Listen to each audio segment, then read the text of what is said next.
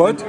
Lake Griffin was less than 4% vegetation, and now the last couple of years we've stayed over 30% vegetation, both natives and non-natives. And a lot of the research out there, it doesn't really correlate well with how crappie populations react when this habitat changes. So on Lake Griffin specifically, we've seen some of these larger fish, these H2s and H3s, start to grow about, over the last 10 years, they're growing about an inch faster, an inch more in the same amount of time. So we're seeing increased growth rates, which is generally indicative of fewer fish in the system because there's less mouths to feed. Right. But we've also seen a decline. This small gray line here is our angling effort. So you see, over time, we've seen fewer anglers out in Lake Griffin, but at the same time, this dark black line is actually our angler harvest. Right. So we're actually seeing an increase in angler harvest at Lake Griffin.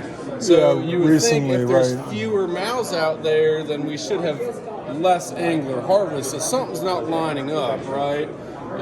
In turn, we do our trawls out there. It's a big net that we pull behind the boat. We've seen again this light gray line is our young of year, our small fish, the ones that are recruiting to the population. And we've seen that the population has been at historical lows except 2018. But in turn, this dark black line is our adults, and you can see our adult population has actually, in the last 3 years, have been at historical highs. So what's going on in Lake Griffin? We want to, so I'm proposing some of this research. We developed two main theories, that there's a recruitment bottleneck, basically that with some of the habitat changes that have happened, it's been harder for these fish to forage, so there's been some sort of decline in the population, or are they hiding in some of this vegetation? I remember talking to you 2 or 3 years ago, so if you're not tickling the tops of the vegetation, you're not catching crappie. Well, we know that some crappie anglers don't like fishing like that. They like fishing out in open water where there's no vegetation, these fish are offshore. So what we want to learn is, did we actually see a decline in the population, or are these fish hiding in areas that generally crappie anglers don't like to fish and we can't access with our nets? Because if there's really dense vegetation, we can't pull our nets through it. It just bogs down the net. So in starting this year and then going into next year, is we actually have a population estimate from 2009. This is before most all that vegetation came in. So we estimated there was just short of 140,000 fish over 10 inches, because there's a 10-inch regulation on there. And so we're going to put out some of these yellow tags in these crappie. We've done them with bass and the Harris chain before. Like I said, we did it with crappie in 2009. So we'll have an idea if this number that we get from 2024 is very different from this, we can at least have an idea, okay, maybe the population has declined. And concurrently with that, we're using these tiny little tags. I don't know if you've talked to these folks over here, but these are basically little radio telemetry tags that I surgically implant in the crappie, and you can see this one's about 2 weeks post-surgery. There's a small incision site there, but overall it's healed over well, and it's got a small transmitting antenna that I use these radio receivers with, and I can actually detect exactly where these fish are. So we hope to utilize that. I'm going to tag about 50 fish to figure out what sort of habitat they're using. So if I consistently find these fish in some of the most dense vegetation, we kind of get that idea that, okay, they may be there, we just can't get to them as anglers or with our nets. They're hiding in this really dense vegetation. So what we hope to learn from this is we hope to get a good population estimate at Lake Griffin for crappie, evaluate their habitat use, are they hiding or are they just not there, and then verify that both of our sampling tools that we use, both the nets and angler catch, because that's kind of how we make management decisions at Lake Griffin based on those independent and dependent samples for the crappie regulations. So are our tools that we're using effective on these systems that have drastic habitat changes? And this can happen all over the state. I mean, Orange Creek Basin, Toho, we're having a lot of habitat changes. Even the St. John's, we used to have the habitat, and now what does that do to the population? So these big drastic shifts in vegetation, we're really trying to understand more how they're impacting crappie populations. Do you have a reward if you catch one of those?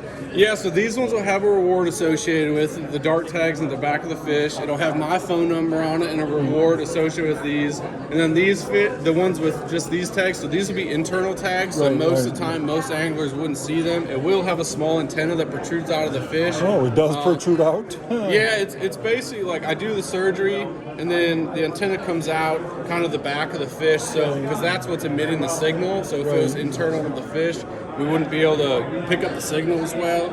I can actually detect these tags. I did 4 surgeries yesterday on Lake Griffin, and they do not have the dart tags in them. So you may or may not notice. It basically looks like a little piece of fishing line that comes out of the fish. I was able to detect a fish in 12 feet of water at a quarter mile. So, what frequency, so I can start looking for it? Yeah, so... Oh, I gotta see him, right? Yeah, that's right. He's got all the answers for that. So, can you see if you can snag that on the way out? I think it's pretty neat because we've seen a lot of stuff at Lake Griffin, and really these changes can happen at almost any lake in Florida because they have such shallow lakes and vegetation and other habitat. And it's kind of neat. So some of these little dots here are actually waypoints from crappie anglers that we talked to during the creel. Yeah, so you can see a lot of them are kind of probably me right there. Yeah. Guarantee you. Yeah, a lot of them are actually... I live right here. Yeah. A lot of them are fishing like either in the vegetation or right on that edge. Yep. So you can tell. And this is completely packed with hydrilla. Yep. Completely packed. So and the water is a lot clearer coming out of this now.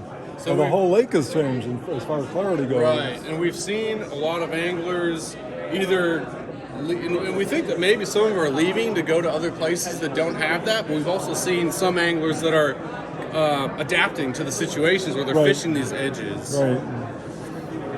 If you don't see fishermen there's not fish. That's I always say that also. It's like you wonder why the people you're getting the decline in fishermen that are targeting Griffin. Right. Because they're not catching fish. Right, but that's what's interesting. We actually see some of the in the last 10 years, some of the highest harvest rates that we've seen, based on our estimates. So, but that could there's definitely bias in all the sampling that we do. That could just be the people who know the area and know how to fish have stayed, and they're the ones that have the highest catch rates. So I think that's it. Right, it definitely could be. But you'll see the fishing rate come up as soon as that starts going up too. Exactly. I'm sure of it, right? So, well, I hope it's cool. I'm so glad you guys are doing this kind of stuff. So I'm excited. The lake's better. The minnow guys, I don't use minnows. I use artificials. I see them catching them left and right, and I can't do as well. And that wasn't traditionally that way on Griffin. I used to outdo them a lot, because everybody mostly spider rigs with minnows, and I long line with artificials, and I've been failing. Ken? I know you'll pick up. I've been failing. You know what you're doing. It's just maybe tough. A cold streak. Yeah, the cold. It's been cold and windy the last couple of weeks. You stopped that.